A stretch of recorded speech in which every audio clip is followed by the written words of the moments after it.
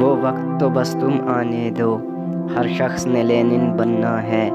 وہ وقت کہ جب انسانوں کی زنجیر غلامی ٹوٹے گی، مزدور کی عظمت جاگے گی اور دنیا پر چھا جائے گی۔ اس وقت کسانوں کی کھیتی انصاف کا دانہ اگلے گی۔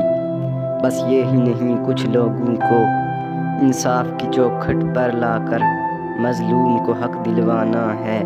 جو مال پہ جان لٹاتے ہیں، جو ظلم و ستم ڈھاتے ہیں، جو لوگ زمین میں خدا بن کر مخلوق کے خدا کو ستاتے ہیں۔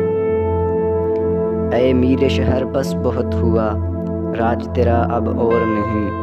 اب تیری خدائی ختم ہوئی اور خلق خدا آزاد ہوئی۔ تو دیکھ ذرا گردوں کی طرف، تو اہل زمیں کو دیکھ ذرا، ہر سمت صدا ہے لال سلام۔ ہر سمت صدا ہے لال سلام، ہر سمت صدا ہے لال سلام۔